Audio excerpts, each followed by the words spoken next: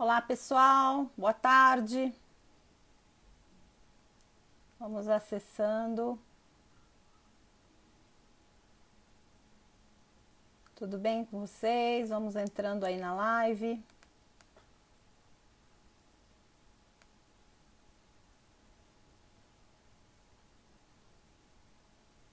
Boa tarde, pessoal. Tudo bom?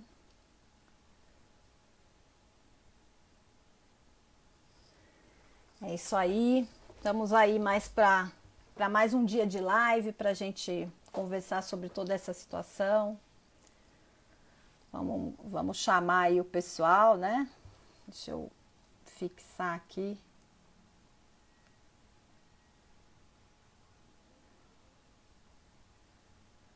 É isso aí. Boa tarde. 3h30, o professor já entrou aqui. Boa tarde, professor. Já vou lhe mandar aí o convite, que ainda não está aparecendo aqui para mim. Aqui, beleza. Visualizar. Estando aqui já. Pedir para vocês aí compartilhando no aviãozinho, os seus colegas, os seus amigos. Boa tarde, professor. Boa tarde. Olá, professor. Tudo bem, minha querida? Tudo jóia. Como é É que sempre um quero prazer, viu? prazer é meu. Quero imensamente agradecer aí a sua participação aqui comigo nesse dia. Fiquei muito feliz e honrada, porque nós que somos estudantes aí desde a graduação em Direito do Trabalho, com certeza conhecemos as suas obras e só tenho a lhe agradecer por todo o conhecimento que nós podemos adquirir lendo seus livros, estudando, nos aprofundando a cada dia mais. Muito obrigada, gratidão por todo o conhecimento que o senhor partilha conosco. Muito obrigado, professor. Fico muito honrado e lisonjeado com suas palavras. Estamos sempre aqui à disposição para debatermos e dividir os conhecimentos. E conhecimento é a única coisa que, quanto mais a gente divide, a gente aumenta, né? É Então, verdade, eu coaduno com essa ideia também. Eu acho que quanto mais a gente aprende, mais a gente transmite. Eu acho que é meio um dom, né? É um dom recebido por Deus que a gente acaba aí dividindo com todo mundo. Eu acho isso muito importante. Muito obrigada mais uma vez, viu? obrigado. O agradecimento é meu, professor. Estamos aqui E batendo papo a respeito das medidas provisórias, não é isso? e uma maratona de lives que, graças a Deus, estão sendo aí o nosso suporte nesse momento de confinamento, né? Eu acho que isso tem sido muito positivo nessa época dessa pandemia, dessa quarentena, enfim, tem sido muito interessante. E uma coisa que tem me afligido muito nesse período, confesso que me tira o sono todas as vezes que eu falo sobre isso, tem sido essa questão da constitucionalidade ou não de tudo isso que a gente está vivendo. A gente sabe que toda crise, né, ao longo da nossa história, principalmente no direito do trabalho, que é um direito que decorre de crises, né, é um direito que nasceu com essa situação de igualizar as pessoas, as partes. E aí, nesse momento, isso tem realmente preocupado a gente que trabalha na área trabalhista, que ensina os alunos como que é essa situação, o que vai prevalecer, o direito econômico ou o direito social, existe realmente esse Estado democrático de direito, o que vai ser dele depois disso tudo. Então, é esse bate-papo que eu gostaria muito de ter com o senhor nessa tarde, para a gente poder dar aí quem sabe, um pouco mais de norte para o pessoal que vai nos assistir, né? É verdade, professor Ana. Eu sempre tenho despertado, né, para a divulgação da ideia do sentimento constitucional, né? A gente diz o grau de desenvolvimento de um povo pelo respeito que esse povo tem à sua Constituição. E a Constituição que é um instrumento da democracia, da paz, né, da sustentabilidade, né, do progresso, né, de uma determinada sociedade que se quer dizer realmente livre, justa e solidária, né? Então, eu sempre chamo a atenção para o debate constitucional e sempre a supremacia da Constituição. É ela que dá, graças a ela que a gente está conseguindo passar por essa crise com as instituições funcionando, bem ou mal, mas as instituições estão funcionando graças à nossa Constituição. Sim. Ela que tratou, ela que criou um sistema único de saúde, ela que criou princípios e fundamentos importantes para a manutenção da estrutura do Estado, né? Com todo o neoliberalismo que está aí, mas ela criou uma estrutura muito importante, com um regime de competências muito importante, e a criação do Ministério Público, fortalecendo a advocacia, as funções essenciais da justiça, né? Enaltecer o papel do judiciário, né? O Supremo como guardião da Constituição, mas todos nós somos guardiões da Constituição, nós é uma sociedade aberta dos intérpretes da Constituição. Sim. E é isso mesmo. Nós temos que lutar para tentar fazer com que todas as medidas, os atos normativos que surgem, principalmente nesse momento de crise, nunca pode haver esquecimento da Constituição. Eu confesso que assim, o que a gente está vivendo neste momento, antes da gente falar mais diretamente sobre essa questão da ADI 6363 e quais são as nossas perspectivas e tudo mais, eu penso o seguinte, a Constituição, ela nesse momento, agora é que nós precisamos da Constituição. No momento de crise é que ela se mostra o farol lá irradiando aquela luz e fala, olha, o caminho é esse, né? Porque no momento da passividade, de que tudo está funcionando normalmente, é tranquilo a gente falar, nós temos um Estado democrático de direito, nós respeitamos o princípio da dignidade da pessoa humana, nós buscamos aí equalizar os direitos trabalhistas, mas agora nesse momento que realmente é um momento de crise mundial, decorrente não do direito econômico, mas sim do direito sanitário, né? São questões de saúde que acabaram reverberando no direito econômico mundial. E aí eu penso que é nesse momento que a Constituição ela vai nos nortear, né? Não tem como a gente deixar agora, bom, até aqui serviu esse Estado democrático, a dignidade foi um ponto interessante, mas daqui para frente, espera aí, vamos remodelar aí o pensamento e criar um novo entendimento. Então, é isso que eu penso e isso tem me incomodado muito quando eu vejo algumas colocações nesse sentido diverso, porque se não for no momento de crise o norte, a Constituição, o que será de nós depois no futuro, não é, professor? Concordo plenamente, professor. Suas observações são muito pertinentes e nós temos que criar, na verdade, essa base constitucional, essa hermenêutica constitucional nos momentos de crise. Hermenêutica constitucional nas crises.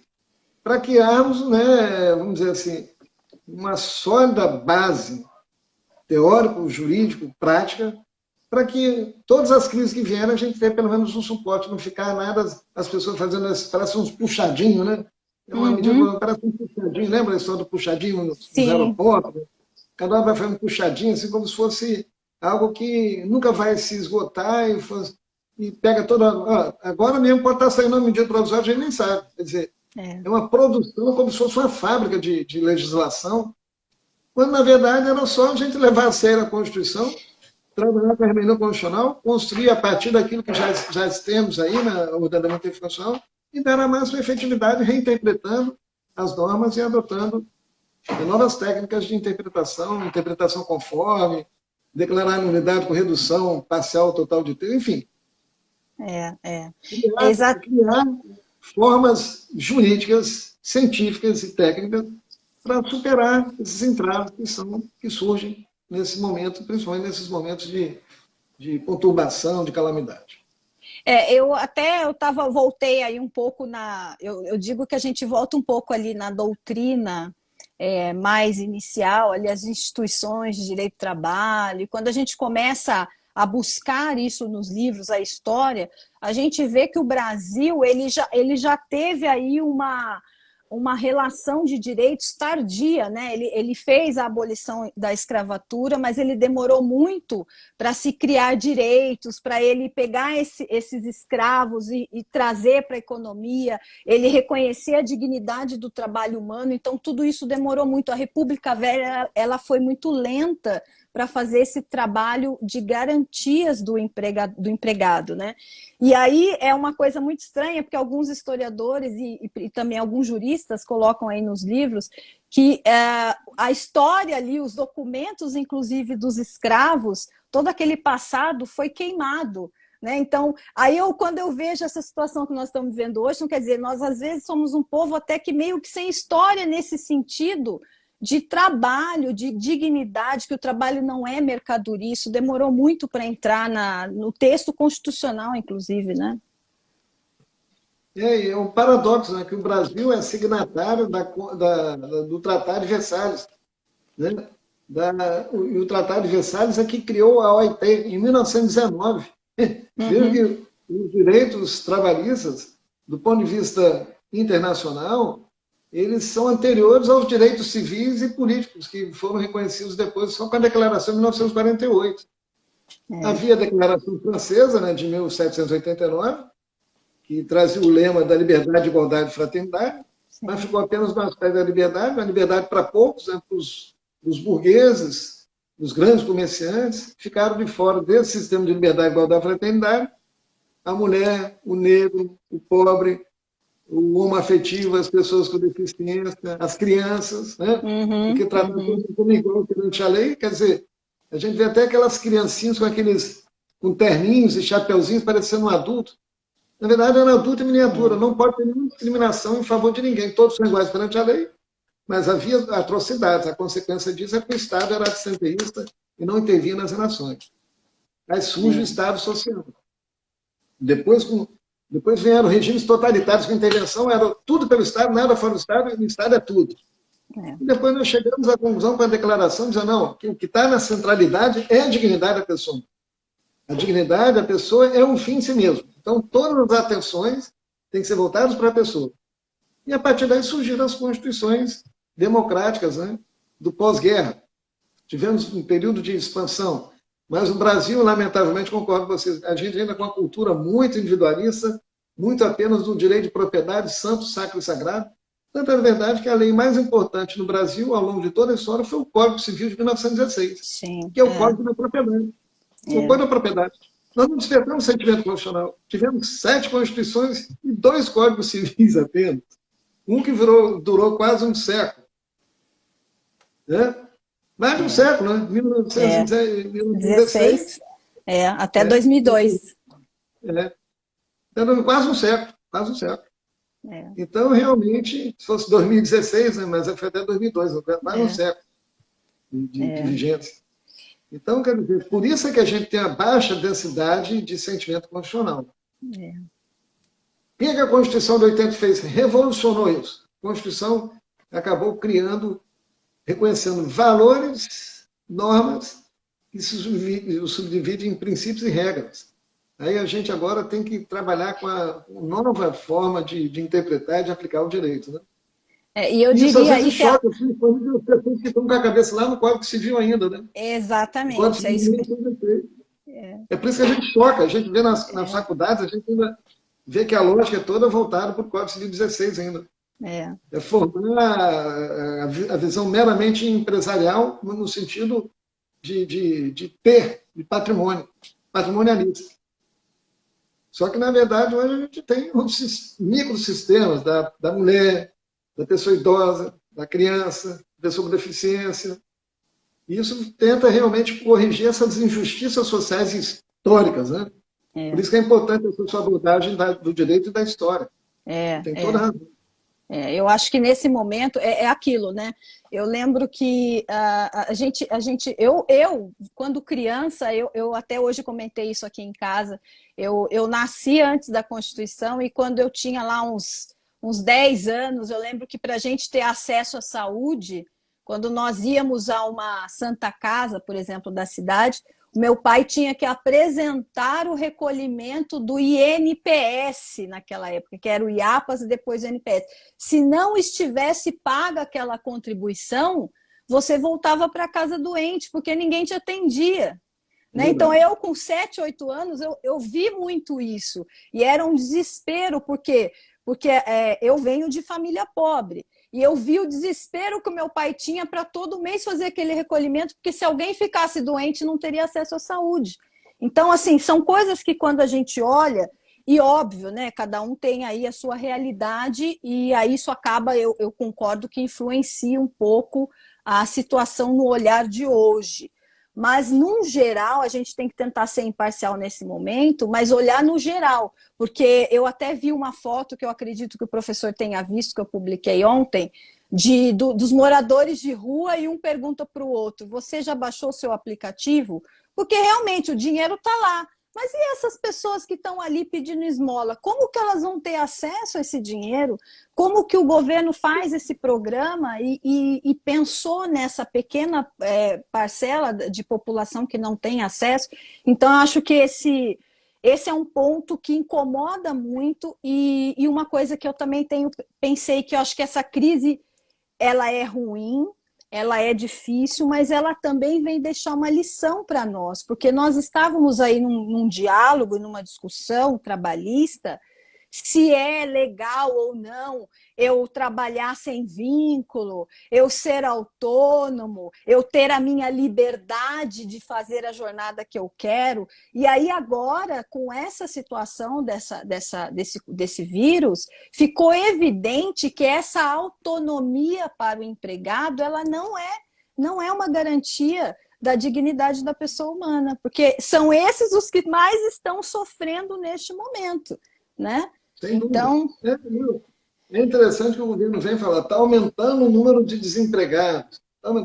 Mas foi a legislação mesmo que fez isso. Foi a reforma trabalhista, e já tinha um índice grande de desempregados, mas a reforma trabalhista incentivou a figura do trabalhador autônomo exclusivo, que incentivou, vamos dizer, extinguiu o Ministério do Trabalho e Emprego, ou seja, afastando a fiscalização do ambiente de trabalho, e com isso aumentou o número de doenças ocupacionais, de doenças, de acidentes, enfim. E agora colocou no Ministério da Economia, né? Economia. Quer dizer, olha só. É uma triste coincidência. E a sorte que não jogaram tudo por terra, porque a gente ainda tem um Ministério do Trabalho forte, com todos os problemas, e a Justiça do Trabalho forte. E a advocacia trabalhista também forte no Brasil. Mas as pessoas vão perdendo a noção, né, de resgatar os valores constitucionais, como a gente fala aqui, como que isso é importante, né? O nosso debate aqui, professor, é bem interessante, que ele se afasta um pouco da questão da dogmática pura, né, de ficar discutindo formalismo das entrelinhas da medida provisória. A gente está trazendo uma discussão muito mais ampla, né, de onde a gente vem e para onde a gente vai, se continuar com essa loucura, né, legiferante, essa hemorragia legislativa de um único poder legislando, ou seja, passando por cima do legislativo, do judiciário, descumprindo, né? Não está nem aí para a Constituição, deixa ser inconstitucional mesmo, depois eu consigo articular junto ao Supremo, colocar a matéria em pauta e vou articular com cada ministro para tentar mudar o entendimento, né? O que aconteceu com a terceirização. A terceirização. Exatamente. Né? Colocaram aquela pauta assustadora, com os argumentos dizendo que terceirização gera emprego, diminui acidentes. Eu vi argumentos desses, os votos, inclusive dos ministros do Supremo. Algo assim me deixou extremamente triste, assim, preocupado, porque não houve uma preocupação que o Supremo tem, por exemplo, com a questão da individualidade da liberdade, né? Do parto cefálico, né? Da questão do casamento de homoafetivos, né? A questão, quer dizer, são direitos fundamentais também, eu estou querendo fortalecer mas os direitos sociais. Os direitos de correção de desigualdade e promoção de igualdade material. Do direito à diferença. Né? Esse grupo social invisível que está aí, como você falou, os moradores de rua, os trabalhadores informais, eles não aparecem. Cadê o governo? O que adiantava um político? Começou a dar 200, vamos aumentar para 600. Mas para quem? Cadê? Não tem cadastro? Cadê seu aplicativo? Que aplicativo? Não sabe nem o que é isso. Não, são os analfabetos digitais hoje, né? Não tem acesso. Além disso, eles não têm nem dinheiro para comprar, porque isso é tudo caro. Dinheiro para comer, não tem dinheiro para comprar um aparelho desse. Não, é verdade. Então, é algo assim, meio. Parece que a gente está vendo uma bolha, né? nós estamos tendo o privilégio de a gente estar aqui nesse diálogo assim, virtual, mas grande parcela da população, a grande maioria da população está completamente perdida, sem um norte, né, nessa crise. E a única coisa que elas escutam aí, e aí vem a mídia também, a grande mídia, que também é a grande empresa, que tem dispensando É a grande trabalhadora, interessada, né? Grande interessada. também grande interessada em reduzir o patamar civilizatório mínimo para poder nadar de braçada com informações tendenciosas, não se preocupa com a opinião pública, se com a opinião publicada, a gente sabe disso. É. Então, nós temos que ter muito cuidado, muita, vamos dizer assim, muita sobriedade, muita cautela, de quando a gente está diante de um sistema que queira modificar a torta direita só por modificar o sistema, enaltecendo e garantindo, por exemplo, as medidas provisórias, todas elas falam que o objetivo delas é o quê? Preservar os empregos, né?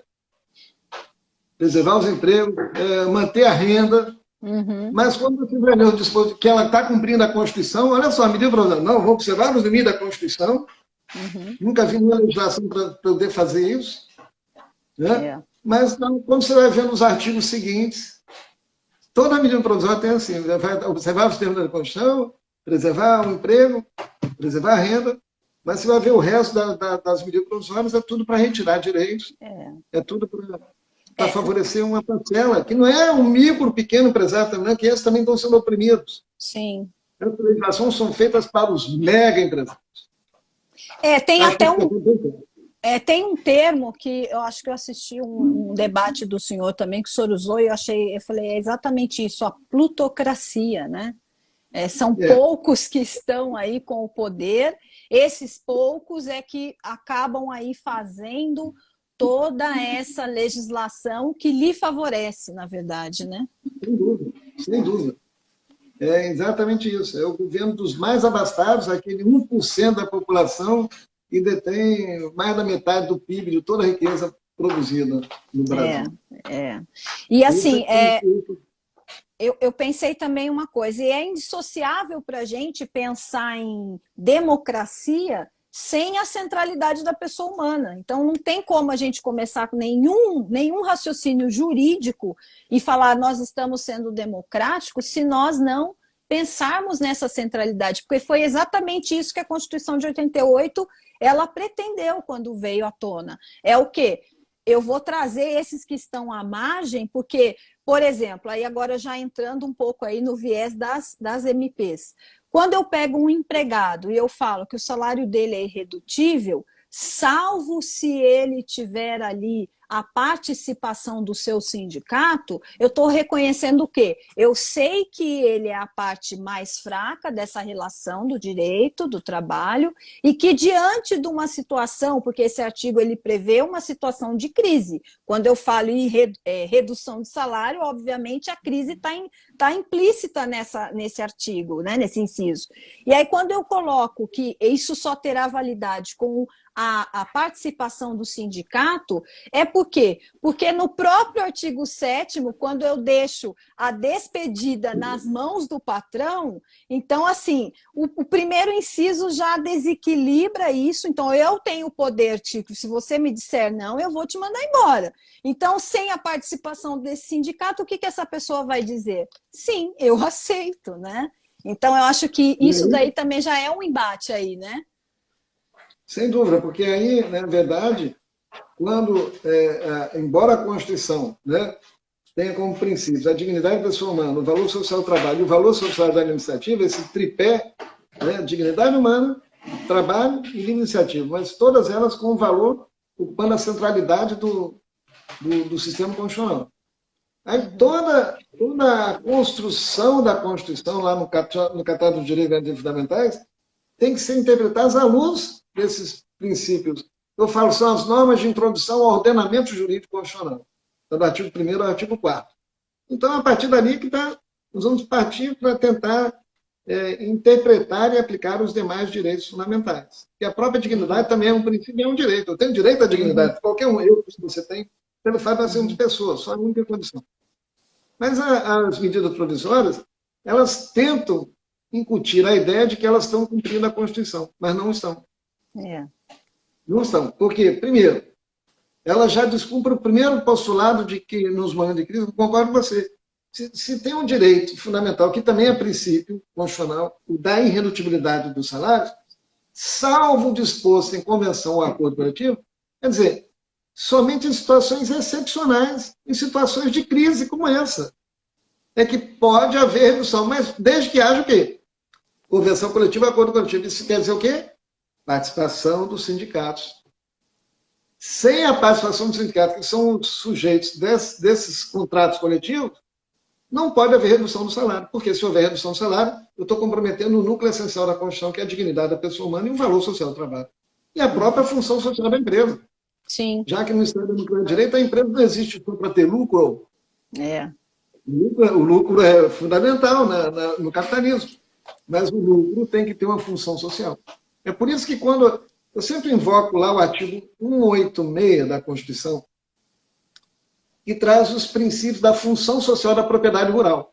Eu acho que esse artigo se aplica a qualquer propriedade, não é só a propriedade rural. Ali quis enaltecer a propriedade rural porque é justamente no meio rural onde há maior exploração, onde ainda há muita quantidade de trabalho escravo. Então, o constituinte originário falou, ó, a propriedade rural só vai cumprir a função social se observar isso. E está lá. Legislação trabalhista, respeitar o meio ambiente de trabalho, uso racional da terra adequado para promover o bem-estar vamos dizer, dos proprietários e dos trabalhadores.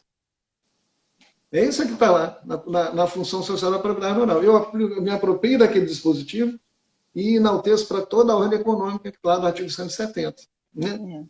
E é essa função do contrato social também.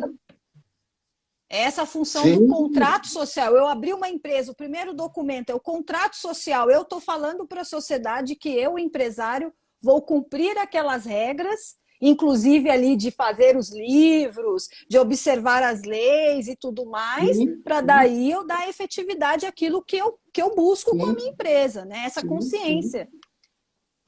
Exatamente, professor. Então, agora, voltando aqui especificamente, vamos pegar alguns pontos da medida provisória.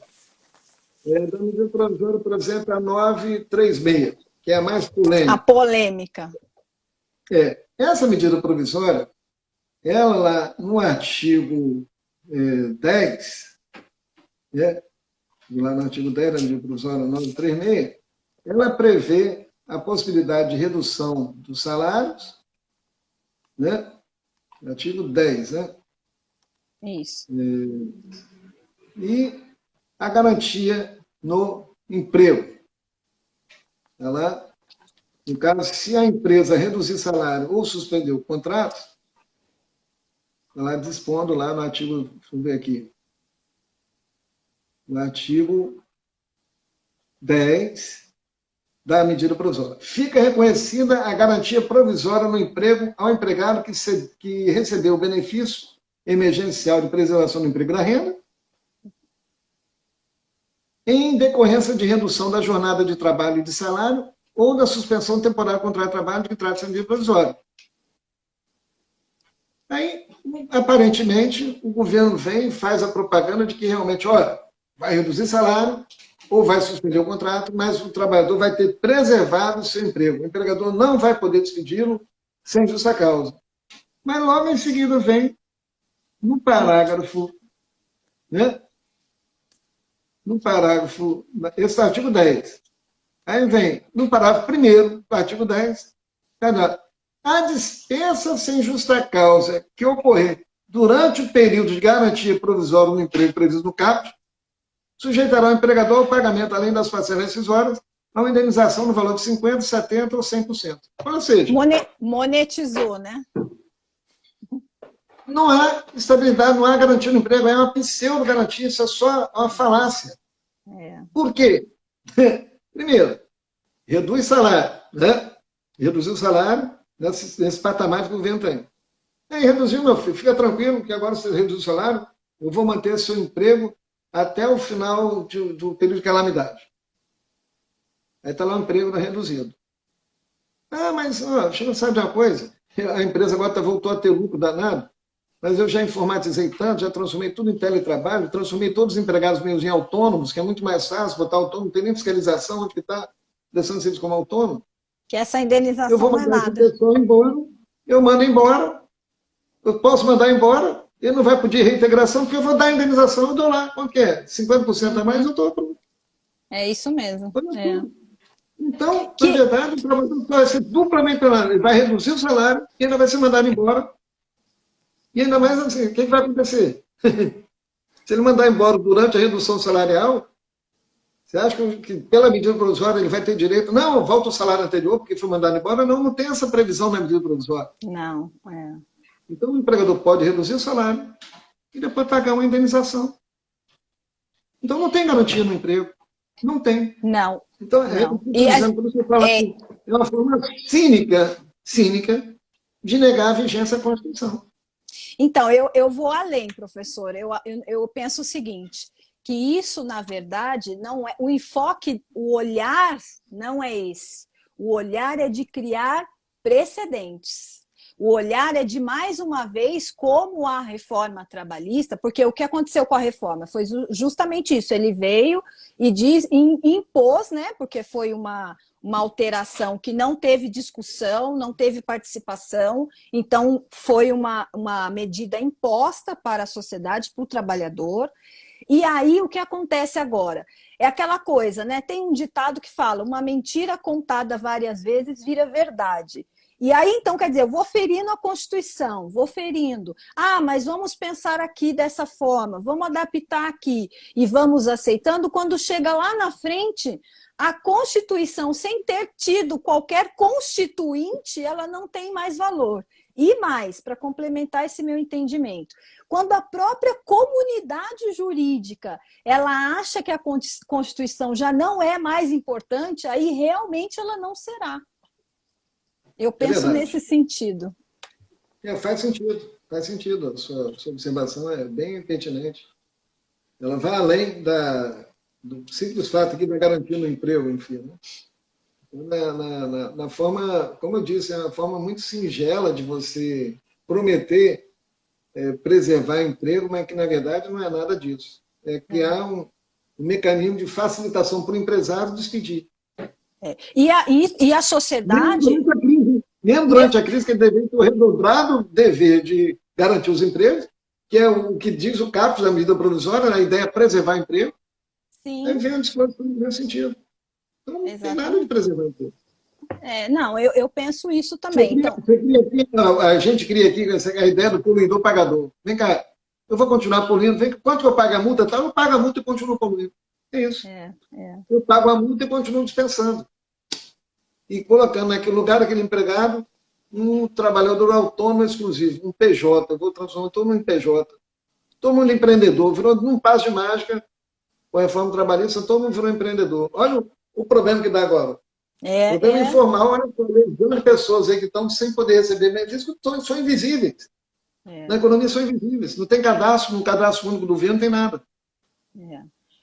é. E eu acho que também, assim, antes da gente, até gostaria também de separar alguns pontos aqui da decisão do Lewandowski, que está sendo, assim, malhado, né, por causa da decisão. Então, a gente tem a questão prática, que eu também vejo que a advocacia sofre com algumas questões, sim, é difícil nesse momento, inclusive comunicação, existe esse problema, mas também parece que há um choque de interesses. Parece que a Constituição é incompatível com o capitalismo, e não é isso. Pelo contrário, um depende do outro. Trabalho e capitalismo, um alimenta o outro. Então, o empregador vai gerar a renda, o trabalhador tem aquela renda, vai ser consumidor, e isso é um ciclo que se autoalimenta. Agora, a ideia que se tem é o contrário. Então, quando a gente vê todas essas MPs surgindo, é uma construção sem qualquer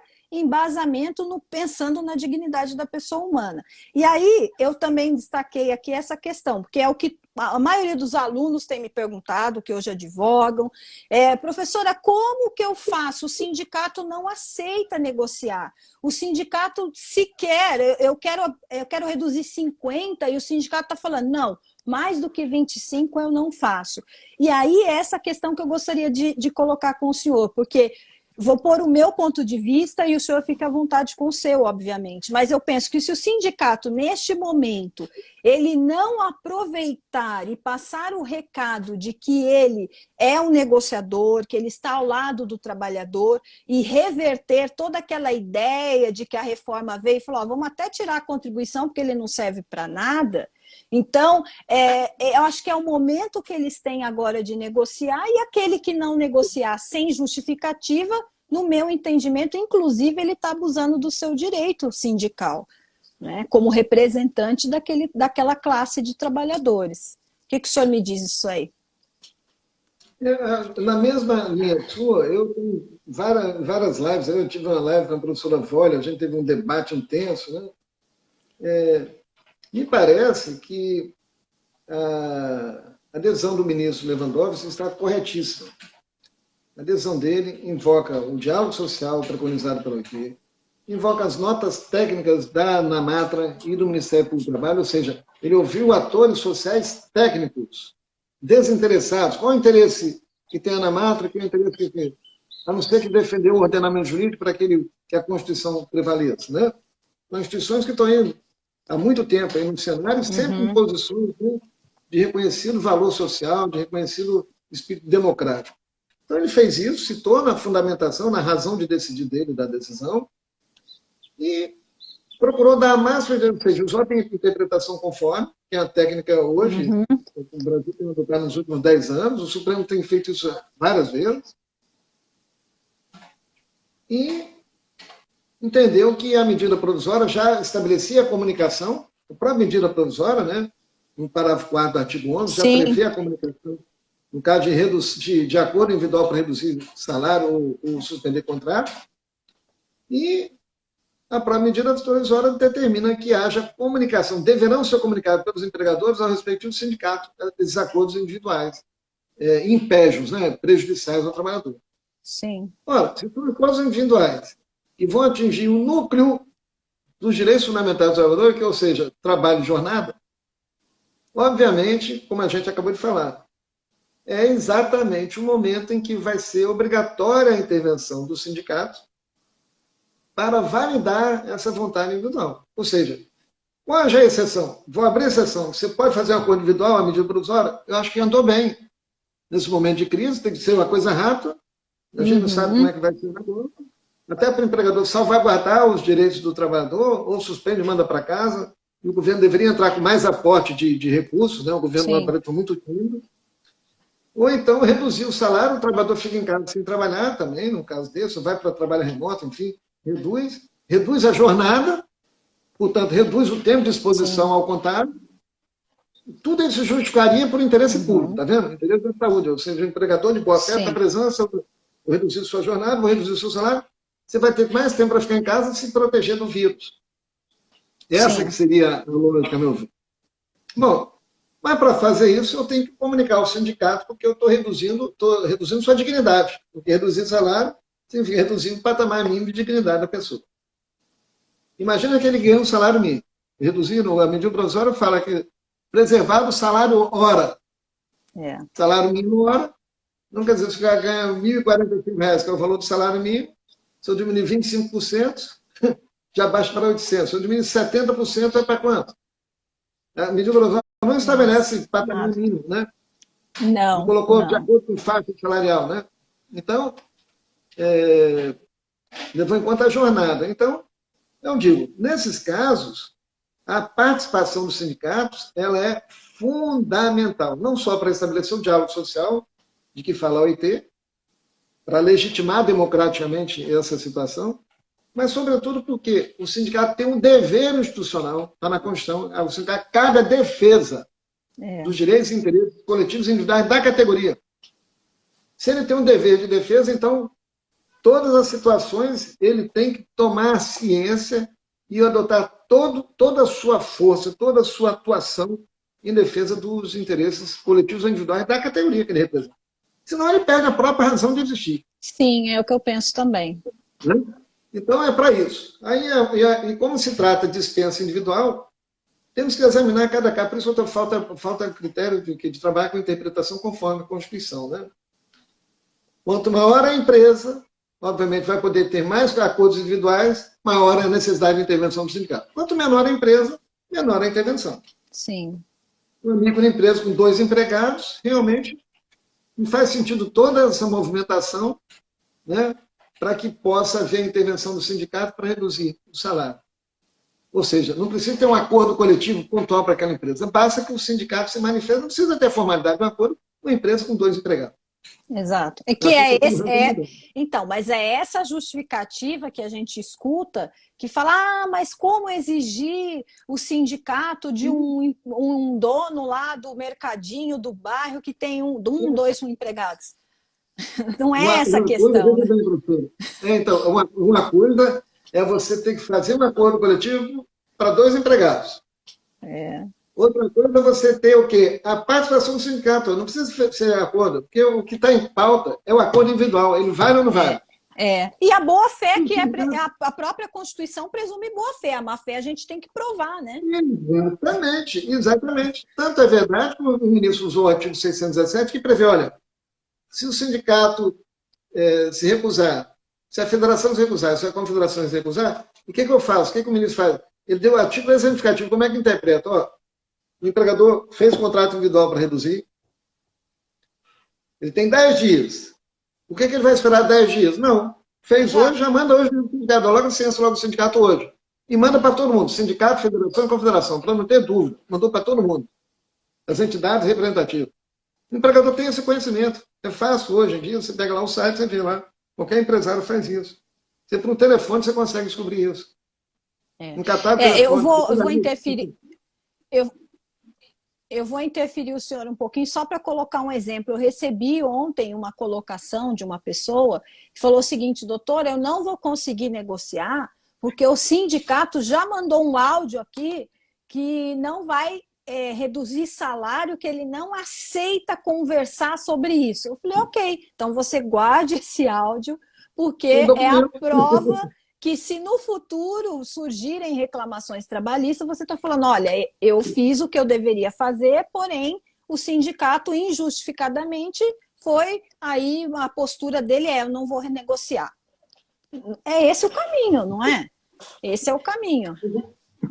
Exatamente isso, professor. Eu estou falando isso, já no meu livro lá de Direito do Trabalho, eu já alertava isso, dizendo o seguinte, olha, é válido o acordo individual quando o sindicato instado a manifestar-se, ele quedasse silêncio, ou ele vier com recusa injustificada. Ou seja, não pode o sindicato, por mero capricho, falar assim, não, eu não aceito negociar. Ele não está se sucumbindo ao seu dever fundamental, que é de representar os interesses. Olha, se o trabalhador fez o acordo, é porque ele quer reduzir, ele aceita reduzir. Sim. Vai caber a você, a sua atuação é no sentido de verificar se essa vontade foi manifestada livremente ou não. Sim. Ou seja, cabe ao sindicato, ninguém melhor do que ele para conhecer o ambiente laboral e saber, aquela empresa realmente está mal das pernas? É um supermercado, por exemplo, que está lucrando a torta direita com essa crise? Nunca vi um supermercado tão cheio como está na minha vida assim. É verdade. Então, não. Tem que examinar cada caso. É por isso que tem que se encaminhar ao sindicato para validar essa redução provisória de um direito fundamental, para preservar outro direito fundamental, que é o emprego. Então, por isso é que eu chamo a atenção para isso. Acho que a liminar do ministro, se a gente tiver boa fé interpretativa, boa vontade, a gente interpreta dessa maneira. O ministro não quis, na verdade, inviabilizar, engessar a empresa, não. Nem inviabilizar, não, ou gerar desemprego, não. O que o ministro quer é que se dê ciência e espera-se do sindicato, né? Se não falar nada, vale o acordo individual. Se ele vier e se recusar, aí tem que se examinar no caso concreto se essa recusa é justa, essa recusa é de boa fé, o sindicato traz elementos documentais de que aquela empresa não justifica reduzir salário. E tudo isso vai ser analisado pela Justiça do Trabalho, né? Evidentemente, se o trabalhador realmente depois ele bateu a porta do judiciário, ou se o próprio sindicato vier a questionar, judicialmente, como substituto processual, caberá ao judiciário interpretar, né, de maneira a promover a justiça no caso concreto, se realmente foi válido ou não. Ah, mas isso vai gerar insegurança. Mais insegurança que nós estamos vivendo não existe. E outra coisa, o risco da atividade econômica ainda é por conta do empregador. Está no artigo 2º da CLT. Exato. Isso faz parte do risco. Caberá ao empregador. Olha, eu estou de boa fé, eu tenho certeza que eu estou reduzindo, porque eu não tenho condições mesmo. Eu abro os cofres da minha empresa para saber se aqui se eu tenho condições ou não. E o juiz, inclusive, pode estabelecer o sigilo, né, fiscal, o sigilo bancário, assim, certo, para não vazar isso pela concorrência, não tem problema. É toda a questão de boa fé. É o que eu penso. Não pode ter uma conduta antissindical. Me parece que aqueles que estão se rebelando contra essa medida, contra essa decisão do ministro Lewandowski, acabam tendo uma postura, na verdade, contra a liberdade sindical, que caracteriza, a meu ver, nos termos da Convenção 87 da OIT, uma conduta antissindical na Convenção 98, que é ojeriza a atuação dos sindicatos. É o preconceito da atuação do sindicato. Antes de mais nada, todo sindicato ou é pelego, ou o sindicato é comunista, ou é tudo xiita, tudo petralha. É isso que a gente vê, rotulando todos os sindicatos. Mas não se separa, vê, exatamente no caso concreto que se está em jogo aqui, é uma função institucional e constitucional dos sindicatos. E a sociedade só pode falar em solidariedade, em fraternidade, em liberdade, em justiça social, quando são respeitados todos os atores sociais. E a Constituição, né? E a Constituição, né? Mesmo que a Constituição reconhece o papel do sindicato, reconhece o papel do Ministério do Trabalho. E se a empresa tiver de boa fé também, ela também convida o Ministério Público do Trabalho para mandar um representante para saber naquela que se está tendo negociação mesmo. Olha, eu estou aqui, eu me chamo, aceito até a intervenção do Ministério Público do Trabalho, que pode atuar também como ato ou mediador. O que importa, na verdade, isso que a gente tem falado, é trabalhar com a máxima efetividade das normas constitucionais. Esse é um princípio de hermenêutica constitucional. A máxima efetividade. Foi isso que o ministro fez. É como? Eu tenho que interpretar a CLT conforme a Constituição, não é o contrário. Parece que estão querendo interpretar a Constituição conforme a CLT. Conforme a colocando CLT, aquele rigorismo exatamente. todo, aquele procedimento todo lá do artigo 617, né? Tem que mandar para um. Eu vi uma colega minha. Não, primeiro tem que mandar para o sindicato, depois esperar mais 8 dias, mandar para a federação, depois mais 8 dias. Ali daria 24 dias pelo 617, que é isso que o pessoal está reclamando, né? Falou, nossa, se for cumprir tudo isso, não vai dar tempo. Lógico, mas eu estou falando, pela decisão do ministro, ele não falou nada disso. Ele foi comunicar em 10 dias o sindicato. Ou seja, como é que você faz? Empregador boa-fé. Manda de logo a comunicação ao sindicato, à federação, à confederação. Pronto, as 3 juntas. Porque não tem nenhuma irregularidade de não ter mandado. O importante é ter ciência. Deu ciência. Se deu ciência às entidades sindicais de representação profissional, caberá a essas entidades se desincumbir do dever constitucional. Eu vou atuar na defesa da categoria. Qual é a defesa? Ir de porta lá, eu mesmo, dirigente, eu vou lá na empresa, se quiser comigo quando eu vou virtualmente, me coloco à disposição, usando qualquer meio, magnético ou não, telemático, para negociar, saber qual é a proposta da empresa, o que está acontecendo, é possível, a gente pode depois firmar um acordo coletivo, enfim, para chancelar isso ou não, enfim, o sindicato, olha, se realmente foi essa vontade, eu posso até marcar uma assembleia posteriormente entre os trabalhadores. Ou online, né? Ou online. Negociação. Ou online hoje está tudo aí nesse momento, daria para a gente fazer tranquilamente, né? Eu tive até a conversação do professor Diego. O professor Diego falando, olha, se a empresa estiver de boa fé, não sei onde está o sindicato, mas o advogado do sindicato você sabe quem é. Então manda lá, manda para o advogado do sindicato lá, que ele vai, eu quero ver se ele não vai tomar providência. Então, manda o sindicato. Essa colocação, é que assim, hoje também eu ouvi uma pessoa falando assim, nossa, mas o empregador, ele não sabe, ele não tem como chegar no sindicato, porque realmente eu vi aqui na minha região, o sindicato, a grande maioria, você entra no site, não tem telefone do jurídico, não tem nada, você preenche uma caixinha lá de e-mail, faz a sua pergunta e aguarda a resposta. Mas o que acontece? O sindicato ele não surgiu agora. Então, todas as empresas, para ela saber qual é o piso salarial, quais são os direitos daquela categoria, então todo empresário, ele já sabe qual é o sindicato. Geralmente, se ele não tem um jurídico, ele tem lá um contador que já faz ali a sua folha, gera tudo, ou seja, não é um órgão desconhecido que somente agora na pandemia você vai procurar saber quem é, não é nada disso. Né? Então, quando a gente escuta isso, e eu vejo isso na prática da advocacia, você já tem o contato, você já sabe quem é o advogado, você já procura, está todo mundo nessa situação da pandemia, então justifica até mais essa procura direta, inclusive. Né? Agora, o que se passa para justificar de que a medida provisória ela deve prevalecer no sentido do acordo individual sem a participação do sindicato ou sem a comunicação, parece que ele é um ente que você não vai encontrar e que você não vai ter acesso, ou seja, eu não tenho como fazer o acordo porque eu não sei quem é. E isso não permanece, né? Isso não se justifica. Não é essa a realidade. Essa simples comunicação destituída de qualquer consequência jurídica é uma forma sofisticada de negar a vigência da Constituição. É por isso que ele falou que não é uma forma de inconstitucionalidade. E por isso que ele viu claramente, realmente veja bem, ele não falou que o acordo individual é nulo. Ele só falou, não, sem o direito de um sindicato participar dessa redução, desse prejuízo ao trabalhador, não pode ser chancelado. É isso que eu estou falando. No meu livro eu falei, o sindicato, se ele comparecer e por mero capricho se recusar, vai no acordo individual. Se não apresentar a justificativa plausível, vai no acordo individual. É isso que eu tenho falado. Porque a Justiça do Trabalho ela vai ser esse balizador. Ela vai analisar tudo aquilo que veio num processo, ela está vivendo essa situação, ou seja, não é uma justiça que está fora disso tudo, ela está participando, está sofrendo as consequências. Então, assim, mas aí como um cliente falou, não, mas doutora, o problema é que a gente vai pagar ou depois vai pagar de novo.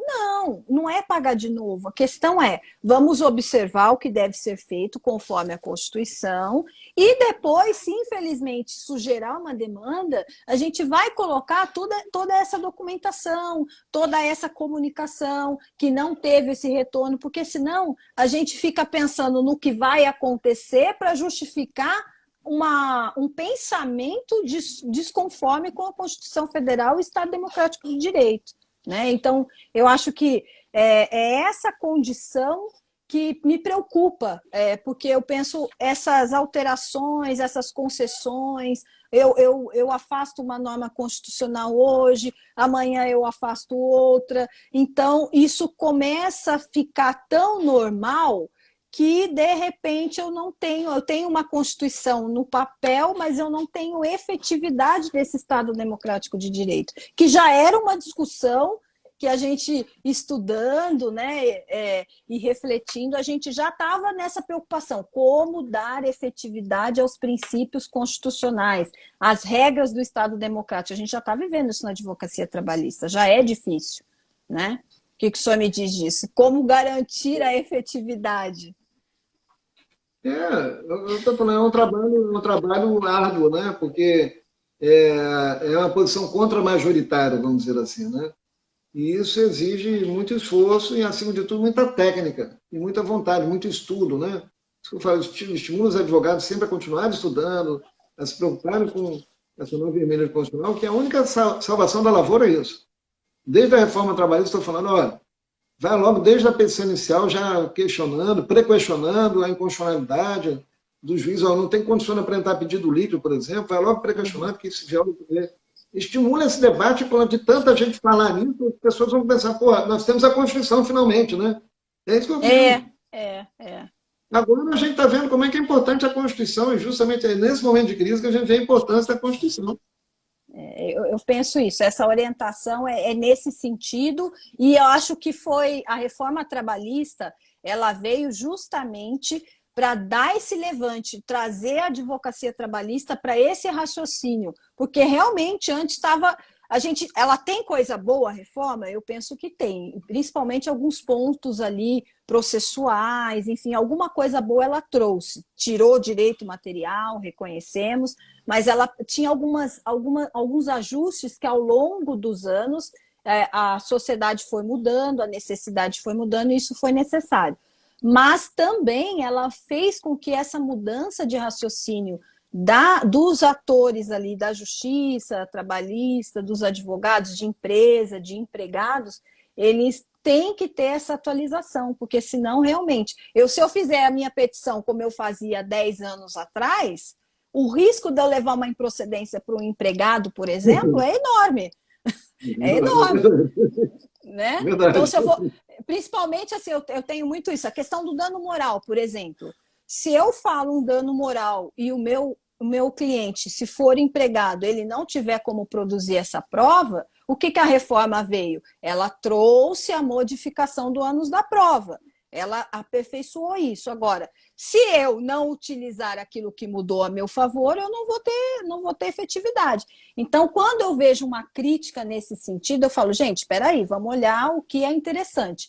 E conforme os alunos estão me falando, professora, a provisória eu não posso mais fazer para mais nada, não é isso. As pessoas, mais uma vez, estão interpretando de forma equivocada, no meu entendimento.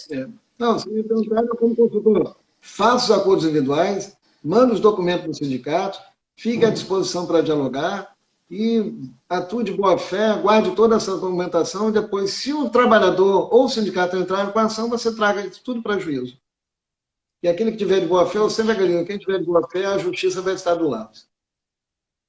Até veio uma pergunta que era um ponto aqui também que eu destaquei. Tem alguns sindicatos que estão cobrando para isso. O que o senhor acha? Qual a sua opinião? Não, eu acho que não faz sentido essa cobrança. É dever institucional do sindicato a defesa dos interesses coletivos individuais da categoria, né? Não faz sentido. O sindicato tem que mostrar serviço para ter naturalmente mais associados. Aí sim, a contribuição dos associados previstos em estatuto, essa é reconhecida pela OIT como legítima, né? É isso que o sindicato tem que cobrar para existir. Ou entrar com as ações coletivas, com substituição processual, com os honorários de sucumbência agora, reconhecido, inclusive, está mais pacificado agora com a reforma trabalhista, né? Esses honorários são do advogado, mas o advogado pode fazer contratos com o sindicato, a gente sabe muito bem disso, uma forma de arrecadação também. Mas o sindicato que prestar bom serviço e colocarem bons advogados, advogados que estudam, que entendem o processo coletivo, que estão sempre se reciclando, esses sindicatos vão passar por essas crises, essas dificuldades financeiras todas. Agora, se continuar naquele mesmismo, naquele marasmo antigo, fazer aquelas petições que você não consegue nem entender às vezes, né? Eu, na minha atividade como juiz, eu vi que você vê que o advogado não tem o menor preparo, então isso depõe contra o próprio sindicato, né? Sim, sim. Tem que ter cuidado com isso aí, entendeu? A atuação do sindicato tem que ser a mais serena, mas, sobretudo, a mais técnica possível. Ele é uma alavanca de acesso à justiça. E, professor, o que o senhor acha dessa medida provisória? Porque nós temos a 927 para ser julgada dia 15 e a 936 dia 16. O que o senhor acha? Dentro do prognóstico, eu acho que a 927 vai ser julgada improcedente, a tendência.